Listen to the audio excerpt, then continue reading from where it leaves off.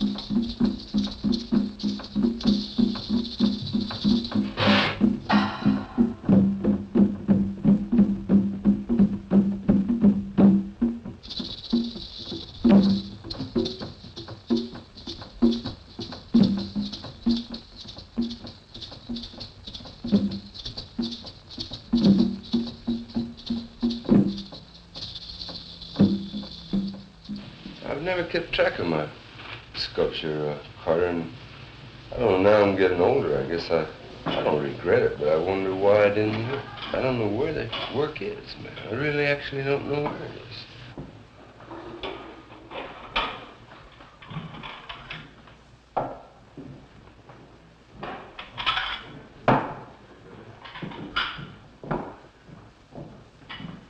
If someone had asked me a month ago, where is that, I couldn't have, you know, I just don't remember what happened to it. And because I know I didn't sell it, but, you know, some guys say, can I, you know, put this piece in my yard and say, yeah. I just heard recently where he sold it. Yeah, $6,000. I never made that much in my, you know, it was isn't that curious? I should go down and punch him in the nose, man.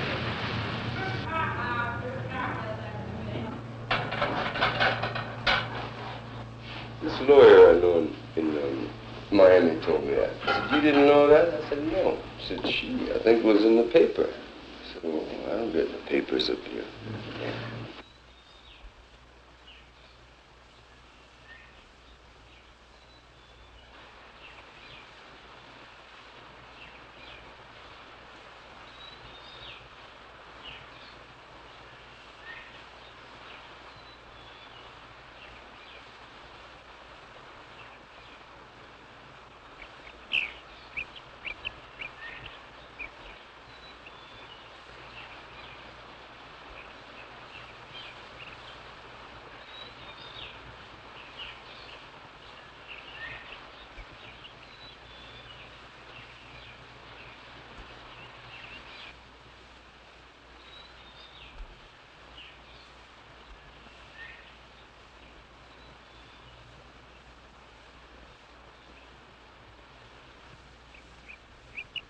That's the man I studied with. His name was Zadkin. They call him Z-A-D-K-I-N-A. He was an innovator too. Like he was with. You look at the real books of the innovation of Cubism. You know, you see Picasso as the painters. You know them all. And the sculptors are Lipschitz and Zadkin. And you know, he came to Paris with Modigliani as a young man.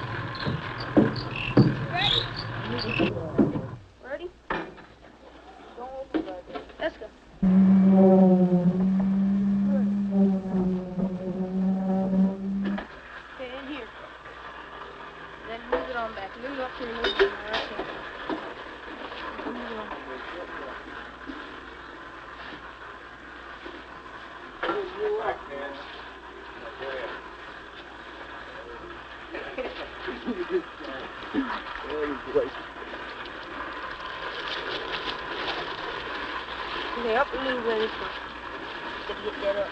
Okay. Yeah.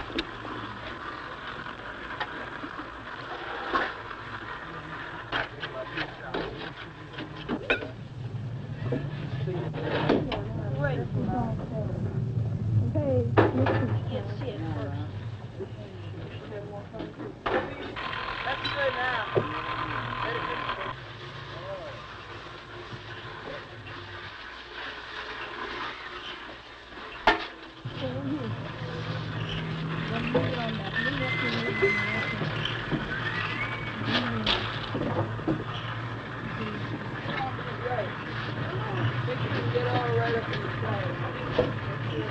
Hello.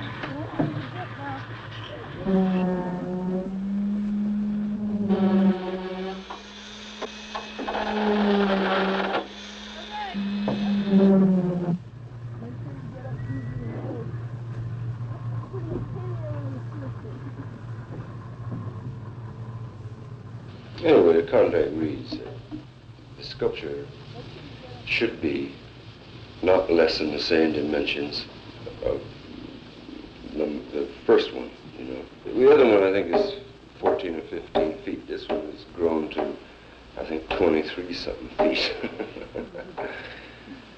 I didn't want to get to this length because, you know, it just means more time, and I wanted to have it finished by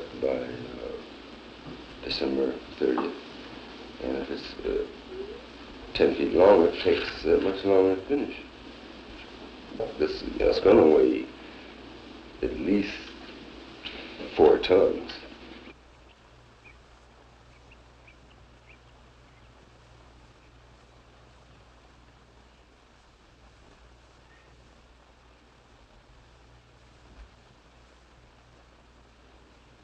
They just said, all we can come up with is $3,000, and that's it. And I said, well, I can't do it for that, because I figured it out. And right now, I see, it isn't done for $3,000. And because right now, I got to borrow some money to live on somewhere. And so I can finish it. I can't just stop on it, like Lance said. He said, just stop on it and send it. But, you know, you can't do that. That's absurd.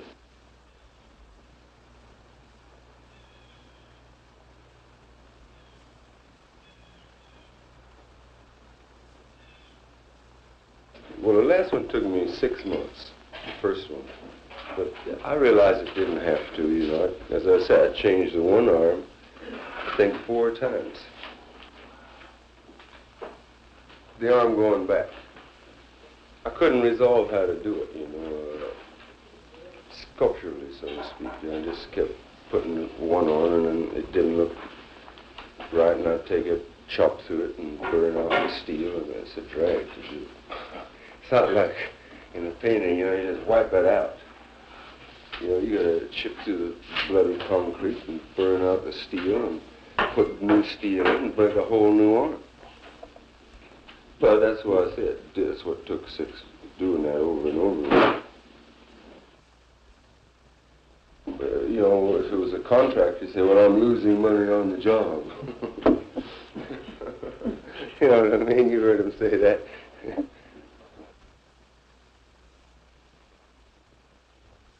The bigger fish, at certain times of years especially, live in a slightly deeper water, like 70, 80, 90 feet. And it's much easier to spend the morning killing a few of them and getting them out than jabbing around all afternoon in 40 feet of water. Sometimes we killed as much as 1,200 pounds of fish in 4 or 5 hours. It doesn't take much if you fish in deep water, see. You can kill these big fish, they weigh 70, 80 pounds if you can dive that deep. And they're down there, you know.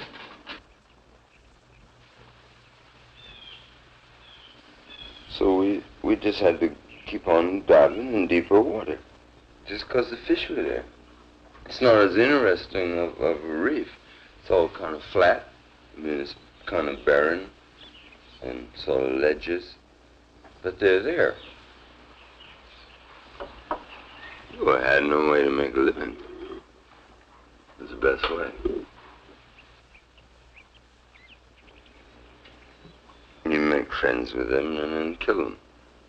It's terrible. I'm not going to do it anymore. It's their home. Take them out of that.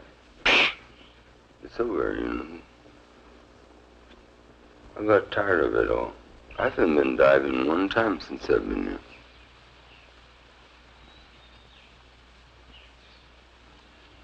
There's a really superb reef right off Hog Island.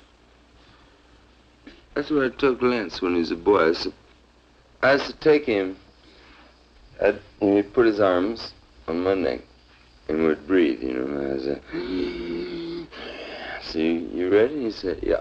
I said, now when you get, like you want air or you don't want to stay there, or, you know, pressure hits on his ears, he said, it never bothered me.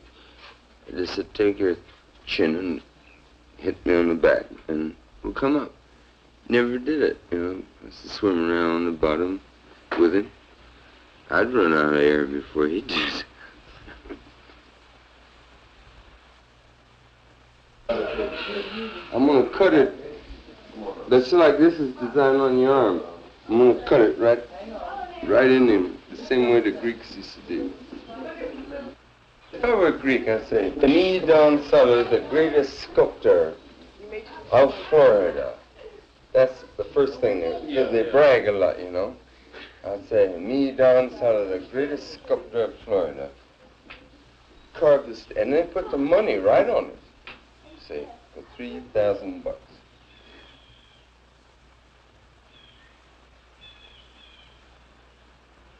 You know, we didn't devastate any reef. We moved on. Man, I learned that from a boy, you know. I saw that me and Art Pinder ruined those reefs.